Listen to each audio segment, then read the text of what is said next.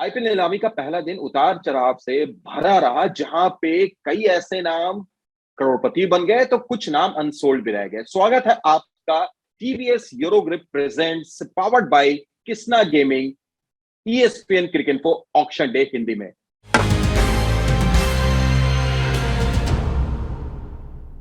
तो चलिए, मेरे साथ इस वक्त मौजूद हैं पूर्व भारतीय टेस्ट क्रिकेटर वसीम जाफर, रौनक कपूर और देबायन से। बहुत बहुत स्वागत है आप सभी का। टाइम जाया ना करते हुए सबसे पहले हम यहीं से शुरू करते हैं। वसीम, आप खुद 2008 और 2009 में आईपीएल खेल भी चुके हैं, आप कोच भी रह चुके हैं पंजाब सुपर किंग्स की तरफ से, और आज शुरुआत हम करें महंगे खिलाड़ियों की अगर बात करें तो क्या आपने सोचा था कि ईशान किशन इस श्रेणी में आ जाएंगे, वो रोहित शर्मा का रिकॉर्ड तोड़ के नंबर 1 पे आ जाएंगे?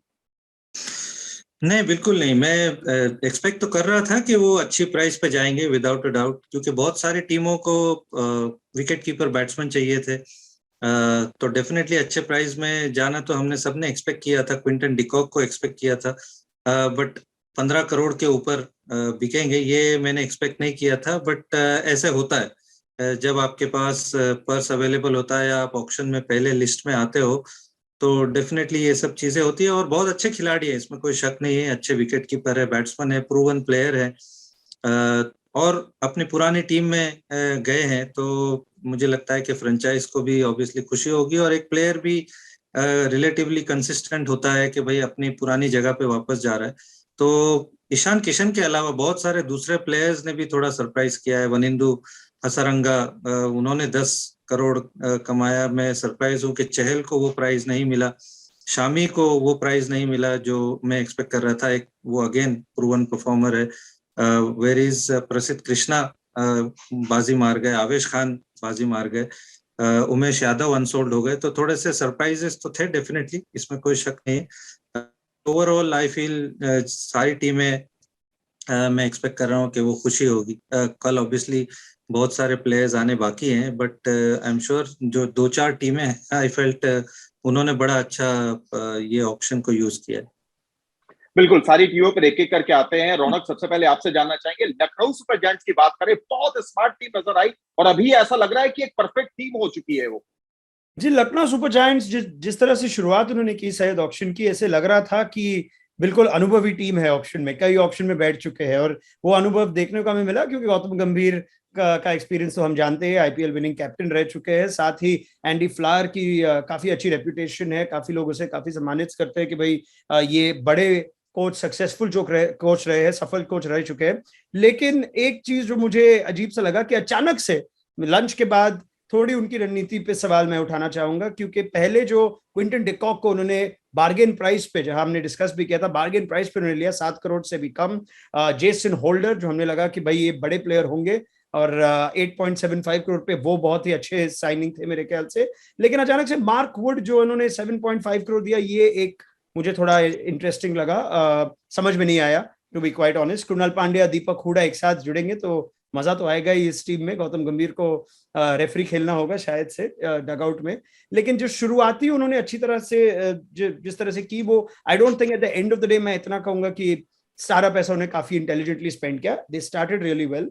एक टीम जिससे मैं काफी सरप्राइज हूँ शायद, वो है सनराइजर्स हैदराबाद, क्योंकि मुझे लगा कि आपके दो स्ट्रेटेजीज हो सकते हैं अगर आपके पास इतना बैलेंस पर्स है। या तो आप पंजाब किंग्स की तरह पहले बड़े बड़े प्लेयर ले लो, कगिसो रबाडा, शिखर धवन, ऐसे प्लेयर्स को ले लो जो आप अपने फिर वो एक्स्ट्रा फाइनेंस पर्स को इस्तेमाल कर पाए, या फिर आप बचा के रखें ताकि जो प्लेयर्स बाद में आ रहे हैं, ईशान किशन जैसे प्लेयर्स, आवेश खान जैसे प्लेयर्स, आप इनको पकड़ लो। लेकिन सनराइजर्स की रणनीति मुझे समझ में नहीं आई। आपने निकोलस पूरन और अभिषेक शर्मा के लिए उतने पैसे खर्च किए जिसमें से आपको ईशान किशन मिल जाते, और ईशान किशन एक बड़े प्लेयर है, बड़े इंपैक्ट प्लेयर है, उनके काफी जो इश्यूज थे पिछले साल के सॉल्व कर लेते। तो ये एक दो चीजें जो है मेरे सनराइजर्स से काफी मैं सरप्राइज्ड हूँ कि इतने पैसे होने के बावजूद उन्होंने क्या किया।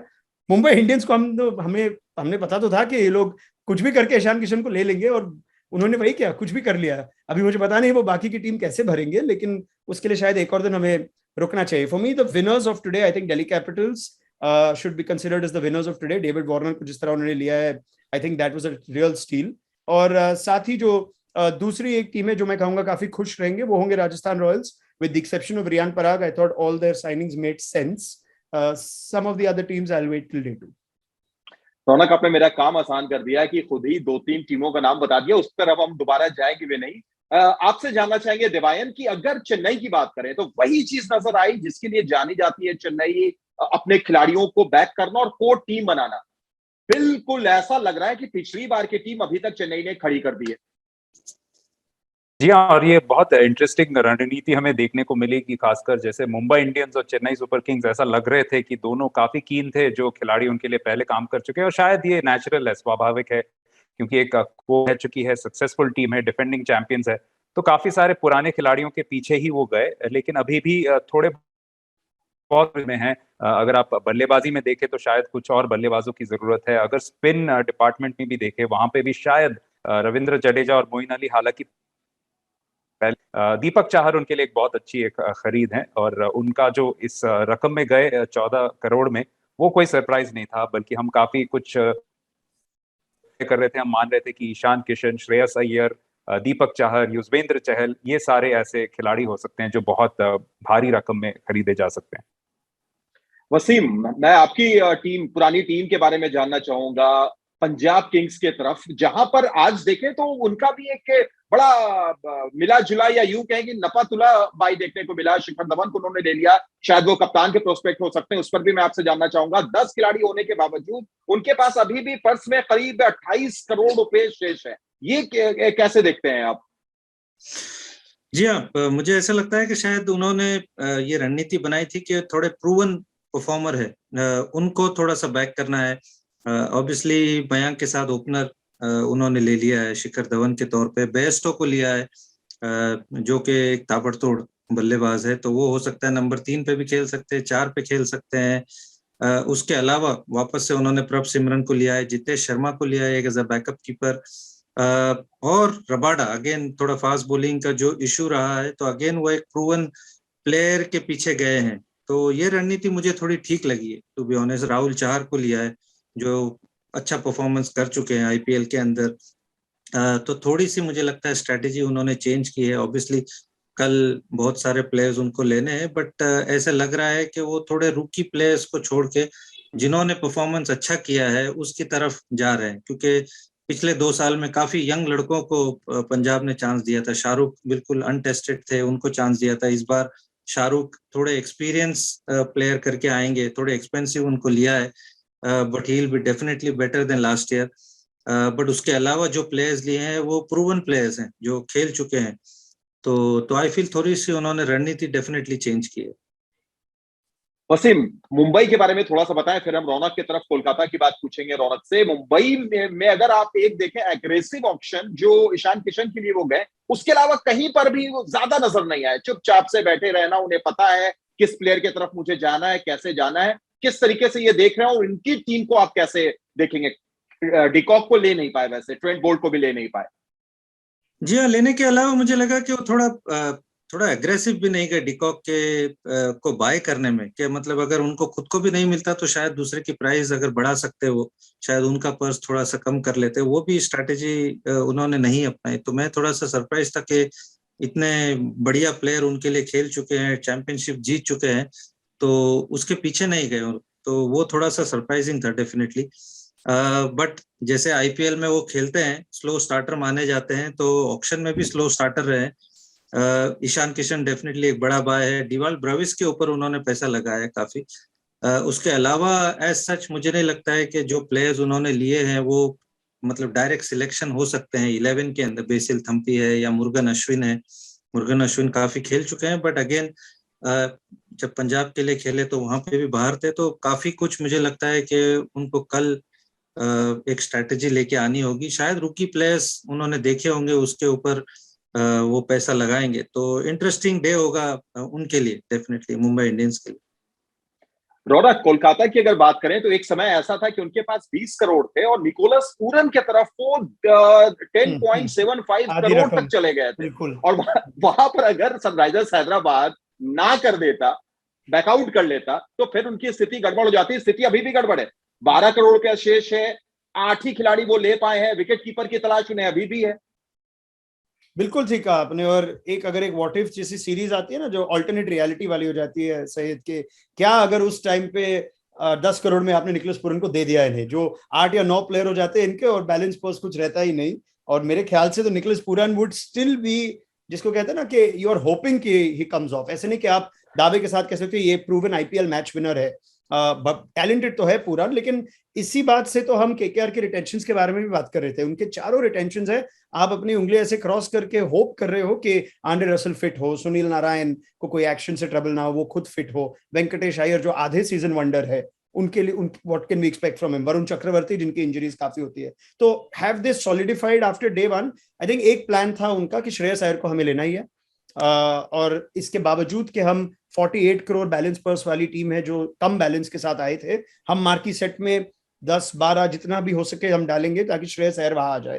आई थिंक अभिषेक नायर का एक इन्फ्लुएंस हो सकता है वहां पे, मुंबई के है, और शायद उन्होंने ये तय किया होगा कि ये हमारे कैप्टन कैंडिडेट भी बन सकते हैं। अगर वो इस इरादे से गए कि श्रेयस अय्यर को कैप्टन बनाना ही है, तो हमने कहा था कि एक स्लाइटली रिस्की अप्रोच हो सकता है। लेकिन there is no doubt Shreyas Iyer walks into any IPL 11। I don't think I am very confident, at least I am not confident about KKR एक दिन के बाद। लेकिन कल के दिन में अगर आप एक चीज तो हमने देखी कि वो मुंबई और चेन्नई वाली जो फिलॉसफी है अडॉप्ट कर रहे हैं कि भाई हम हमारे प्लेयर्स जो फेमिलियर है, हम जिन्हें जानते हैं, हम उन्हें वापस लाएंगे। कि वो चाहे पैट कमिंस क्यों ना हो या फिर शिवम मावी क्यों ना हो, जो प्लेयर्स फेमिलियर है इस सेटअप में, आप उन्हें वापस जाना चाहेंगे। Nitish Rana I think was a really good pickup, so on that front Dev done well. उनकी जो पॉलिसी होगी सैयद, एंड आई थिंक काफी टीम्स की यही होगी कि हम एक स्ट्रॉन्ग 11 लेंगे और उसके बाद may be 1 or 2 known reserves, लेकिन उसके बाद हम, इट्स नॉट लाइक हम 17-18 की टीम लेंगे जिनमें 14-15 कंटेंडर्स रहेंगे। स्ट्रॉन्ग 11 हमें चाहिए, और उसके बाद अगर हम 7 या 8 डोमेस्टिक अनकैप प्लेयर्स को भी बेस प्राइस पे ले ले तो हमें कोई फिक्र नहीं है, which I think could be an approach in a 10 team IPL anyway, but I am still a little worried for KKR. दिवायन, अब बस 2 टीम रह गई, उस पर से आपका हम रिएक्शन चाहेंगे। और खास तौर से अगर बात की जाए गुजरात की, तो गुजरात के पास भी वही समस्या है कि विकेट कीपर की तलाश उनको भी है। विकेट कीपर उन्होंने अभी तक के किसी को लिया नहीं है। दूसरी तरफ राजस्थान की अगर बात करें तो सलामी बल्लेबाज की फौज खड़ी कर दी उन्होंने, 3-3 सलामी बल्लेबाज नजर आ रहे हैं। तो इन दोनों टीमों को क्या देख रहे हो, कल क्या रणनीति के साथ उतरेगी? देखिए, सबसे पहले गुजरात की बात कर लेते हैं। मेरे ख्याल से गुजरात के जो परचेजेस थे वो काफी ठीक ठाक ही थे। नूर अहमद ऑब्वियसली उनके लिए एक काफी बड़े खिलाड़ी बन सकते हैं क्योंकि बहुत प्रतिभाशाली हैं। जेसन रॉय को सिर्फ 2 करोड़ में खरीदना वो उनके लिए एक स्टील प्रूव हो सकता है। मुझे लगा था कि शायद उनके लिए ज्यादा बोलियां लगेंगी। राहुल तेवतिया एक काफी अच्छे ऑप्शन है क्योंकि ऑलराउंडर भी हैं। साथ में लॉकी फर्ग्यूसन उनकी गेंदबाजी को भी और तगड़ी करती है। तो कुछ होल जरूर हैं, जैसे आपने कहा विकेट कीपर अभी नहीं है, लेकिन काफी सारे विकेट कीपर्स आज अनसोल्ड भी गए थे, तो कल उम्मीद हो सकती है कि काफी कम राशि में बिकेंगे। और उनके पास पर्स जो है वो भी ठीक ठाक है। आर साई किशोर भी एक अच्छे एस इन द पैक हो सकते हैं। तो गुजरात टाइटंस काफी खुश होंगे आज के से। राजस्थान रॉयल्स की नीति थोड़ी बहुत समझ से परे है क्योंकि उन्होंने खुद भी जिस तरीके से कहा कि वो ये देख रहे हैं कि शायद देवदत्त पडिक्कल नंबर 3 पे बल्लेबाजी करे, तो ये थोड़ा समझ नहीं आ रहा क्योंकि देवदत्त पडिक्कल की जितनी हमने बल्लेबाजी देखी थी पिछले सीजन खासकर, ऐसा लग रहा था कि वो पावर प्ले में शायद सबसे ज्यादा कारगर साबित हो सकता है। रेंज हो वहां पे, जॉस बटलर शामिल है, यशस्वी जायसवाल पहले से हैं, तो बल्लेबाजी उनकी काफी सॉर्टेड है। युजवेंद्र चहल ऑब्वियसली एक बहुत बड़े खिलाड़ी बन के आएंगे जो उनकी गेंदबाजी को भी काफी तगड़ी करेंगे। शिमरॉन हेटमायर को जो 8.5 करोड़ में, ये बताता है कि काफी चिंतित थे, उनकी मिडिल ऑर्डर के जो प्रॉब्लम्स पिछले कुछ सीजन्स में थे, तो यही उम्मीद लगाए बैठे हैं कि वो ठीक हो जाए। तो कल ऑब्वियसली उन्हें काफी गेंदबाजी पे भी ध्यान देना पड़ेगा। बल्लेबाजी काफी उनकी स्ट्रांग नजर आ रही है और वो ओवरऑल टीम बैलेंस देखना पड़ेगा कि किस तरीके से वो देखते हैं। और यहाँ पर भी बड़ा जबरदस्त बैलेंस हुआ। हमने शुरुआत किया था वसीम से ये जानते हुए कि आपकी जो पिछली टीम जिसके वो कोच भी रह चुके थे, पंजाब, और एक जो लास्ट टीम बची है वो भी उनकी पुरानी टीम जहां से वो क्रिकेट खेलते थे आईपीएल में, बेंगलुरु। तो वसीम, बेंगलुरु में भी बड़ी इंटरेस्टिंग चीज देखने को मिली। उन्होंने फैफ डुप्लेसी को अपने टीम में शामिल कर लिया है, दिनेश कार्तिक को शामिल कर दिया है, हसरंगा जिसके तरफ इशारा भी किया था रौनक ने कि काफी ज्यादा महंगे बिके। और तो क्या हम ये माने कि दिनेश कार्तिक, मैक्सवेल, ये दोनों एक कैप्टन चॉइस भी हो सकते हैं इस टीम के? दिनेश कार्तिक तो मेरे हिसाब से मैं नहीं चाहूंगा कि वो मतलब कप्तानी करे। बेसिकली मुझे ऐसा लगता है कि अब तक जितने प्लेयर लिए हैं उसमें मैक्सवेल और फाफ पॉसिबली शायद ऑप्शन हो सकते हैं।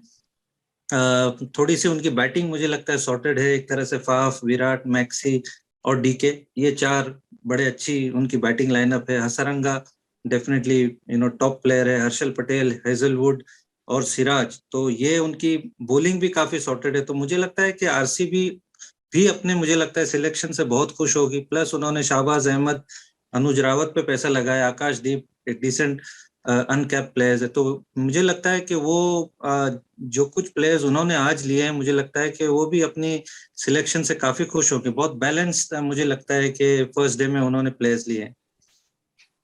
रौनक, अब बिल्कुल आज का जो हो गया सो हो गया, कल कैसा होगा उस पर हम चर्चा करें। उससे पहले एक छोटी सी प्रतिक्रिया आपसे हम ये भी चाहेंगे कि कई बड़े नाम भी आज नहीं बिक पाए। सुरेश रैना नहीं बिक पाए, इमरान ताहिर नहीं बिक पाए, जिसका हम जिक्र भी कर रहे थे, आपको याद होगा जब हमने प्रीव्यू शो किया था, और बिल्कुल वैसा ही नजर आया। डेविड मिलर नहीं बिके, स्टीव स्मिथ नहीं बिके। तो क्या कल इन खिलाड़ियों पर नजर रहेगी जो टीम नहीं दे पाए हैं? विकेट कीपर खासतौर से सैम बिलिंग्स अनसोल्ड गए हैं, साहा अनसोल्ड गए हैं। तो गुजरात और कोलकाता, ये दोनों क्या कीपर की तरफ जाती हुई नजर आएगी इनके ऊपर दोबारा से? बिल्कुल सईद, कुछ प्लेयर्स जो जिनका जिक्र आपने किया वैल्यू प्लेयर्स हो सकते हैं स्क्वाड में। सैम बिलिंग्स को मैं ऐसा प्लेयर मानता हूँ। स्टीव स्मिथ अगर आप बेस प्राइस में उनको लेना चाहेंगे, अगर आप सनराइजर्स हैदराबाद हो, आपके पास केन विलियमसन चोट की वजह से ना खेले, तो सिमिलर टाइप ऑफ रोल के लिए आप बेस प्राइस पे ले सकते हैं। एक लीडरशिप ग्रुप के मेंबर भी बन सकते हैं, जहां पे कप्तानी के लिए कैंडिडेट्स कम ही है इस बार। तो शायद एक आध प्लेयर ऐसे आ जाए, but I don't Suresh Raina, it's anybody's guess, वो आए कि ना आए, आई एम नॉट श्योर अगर वो वापस आएंगे, and it's honestly no surprise to me. सिर्फ कल के लिए एक चीज मैं कहना चाहूंगा कि मुझे मैंने देवान की इंटरेस्टिंग एक टेक सुनी ऑन राजस्थान एंड गुजरात। मैं बिल्कुल उल्टा सोच रहा था। मुझे लग रहा है कि गुजरात ने कुछ ऐसे डिसीजन लिए जो मुझे समझ में नहीं आए। राहुल तेवतिया 9 करोड़ के लिए मैं अभी नहीं समझता हूँ कि वो क्यों किया उन्होंने। और जहां तक राजस्थान का सवाल है, मैं मानता हूँ कि उन्होंने काफी अच्छी आज एक रणनीति अपनाई है। उनको लग रहा है कि शायद जॉस बटलर अवेलेबल ना हो, तो उनको उनकी गैरहाजिरी में they don't want to be like they were पिछले सीजन्स में, जहां उन पे इतना निर्भर थे बटलर और आर्चर और स्टोक्स पे, कि जब वो या तो चोट की वजह से या कोई वजह से नहीं थे तो they were completely out. So I think they've done well. और जहां तक बॉलर्स का सवाल है, अश्विन उनके पास है, प्रसिद्ध कृष्णा उनके पास है, ट्रेंट बोल्ट उनके पास है, युजवेंद्र चहल गए हैं वहां पे। तो I already see a very varied sort of bowling attack. So they are one of the winners for me for today going into tomorrow. Gujarat along with Kolkata and Mumbai, Meri Rame, they have the most work to do on day 2, but we'll wait and see. तो चलिए, आप तमाम लोगों का बहुत बहुत शुक्रिया। कल एक बार फिर से मुलाकात होगी, और किस तरीके से किधर कौन से खिलाड़ी गए हैं, क्या टीम का कॉम्बिनेशन रहा है, कौन अच्छा रहा है, स्मार्ट मूव रहा, तो किसके लिए दिन रहा खराब, इन तमाम चीजों पर होगी बात। बहुत बहुत शुक्रिया आप तमाम एक्सपर्ट्स का। TBS Eurogrip present ESPN Cricinfo auction day Hindi powered by किस्मा गेमिंग में इतना ही। फिर होगी आपसे दूसरे दिन मुलाकात। दीजिए इजाजत।